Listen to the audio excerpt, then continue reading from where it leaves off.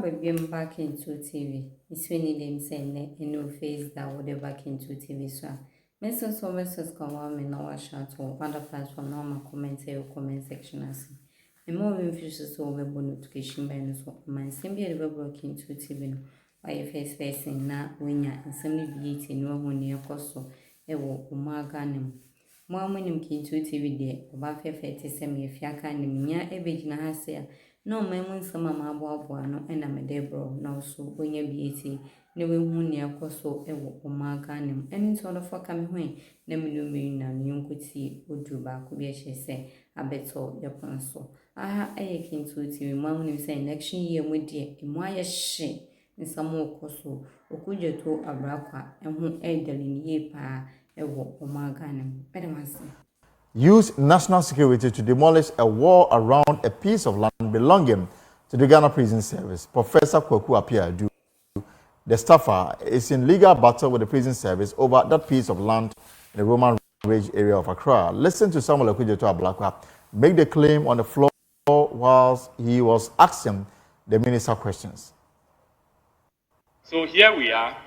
The Lands Commission is contesting what the Interior Ministry is telling us. And he's saying that they have given portions of the land to this Professor Kwaku Appiah Edu. So, same government, conflicting status between Interior Minister and Lands Minister.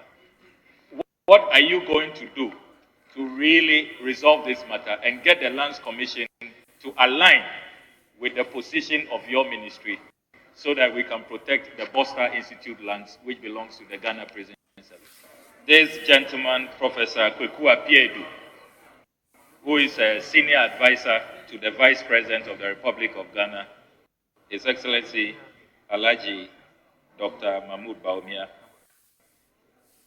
according to the Ghana Prison Service, in these documents I have here, has gone to demolish portions of the fence that you have told us about, the fence you are constructing. Are you aware that he has led allegedly national security operatives? That is what the Ghana Prison Service is alleging, that they are national security operatives, and they have demolished portions of the fence, seeking to take over. Are you aware about this development, and what are you doing to assist the prison service?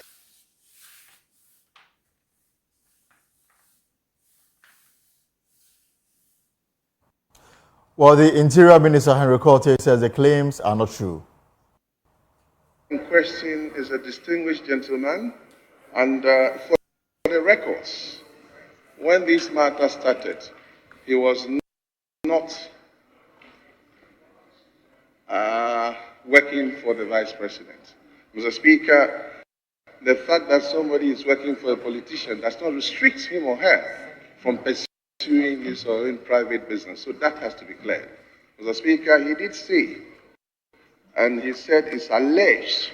Mr. Speaker, there isn't anything to substantiate that national security operatives, for that matter, have been assigned, or rather, if you like, approached by the same gentleman to go and demolish.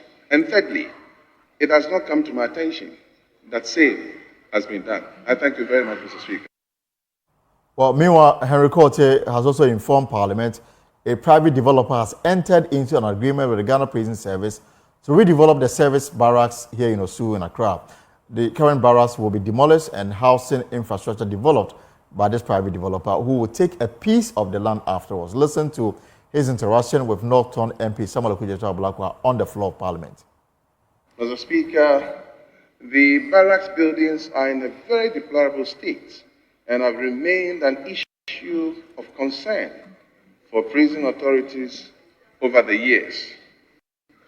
Mr. Speaker, we interest you to note that the size of the rooms are very, very small, measuring between 9.5 by 10 feet.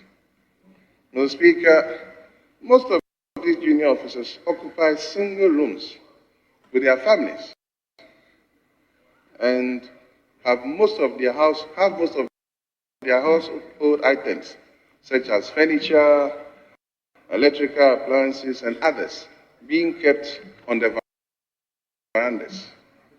Mr. Speaker, in some cases, the families are more than 2, 3, and they sleep in the same 9 by 5 by 10 with their parents. You can imagine the things that,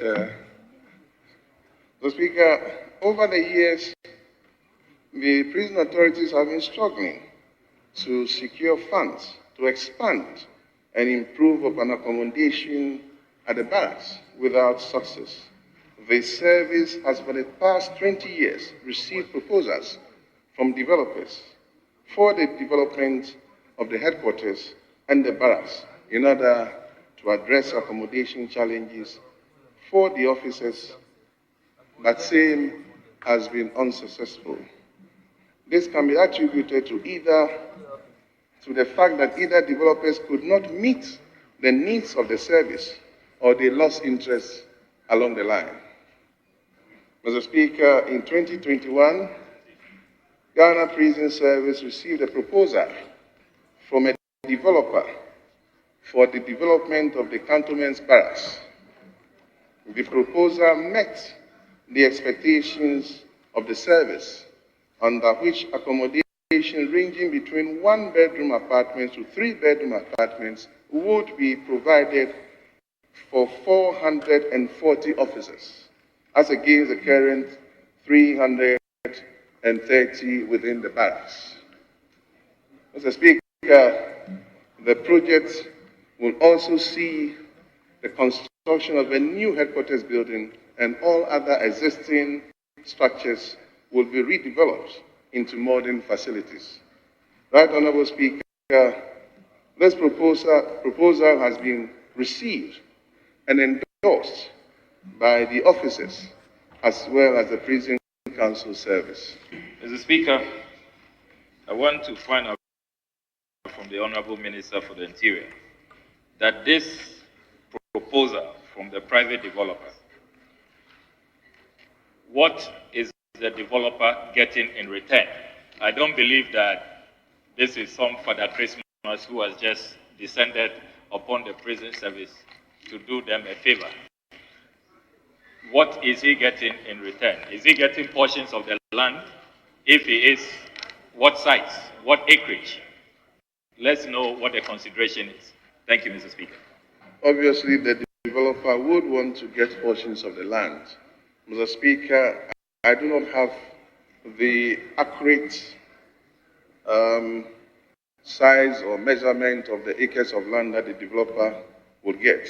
But the answer to his question is that yes, the developer will get portions of the land. Thank you very much, Mr. Speaker. Right, so let me take you live to Parliament now, where the minority in the House, they blocked a request by the Majority Leader, Alexander Afenyomakin, to expedite the confirmation hearing and approval of the Minister of State designate Herbert Krapah. The President nominated the Deputy Energy Minister to a Minister of State at the Energy Ministry only last Tuesday. The Majority Leader, Alexander Afenyomakin, requested the House to fast-track some of the processes in place for the vetting and conduct the vetting as soon as possible. But the minority would have none of it. So let me bring in parliamentary correspondent Koko Asante to help us understand this matter. Koko, is it the case that there probably a formal communication to Parliament indicating the resignation of Dr. Matofoku Prempeh? That is what the minority say. They would have allowed an expedited hearing if there was a resignation. In fact, he is currently in office. He has 2 deputies. They see no reason why Parliament should be fast-tracking that. But that was the argument the majority leader made on the floor, that the Honorable Herbert Krapah has already appeared before Parliament Vetting Committee when he was vetted for the deputy ministerial role. They already know what it's about, and so it should not really take much. Mind you, the standing orders provide that before you vet a member, you have to publish in the dailies and invite memoranda from the public. And some of these things normally take 2 weeks. And so the majority leader wanted to bridge the gap and hold the vetting this morning so that as soon as today or next Tuesday, the House would have been able to present a report on Herbert Krapah, vote on his approval, and then move on with that. But that is what the minority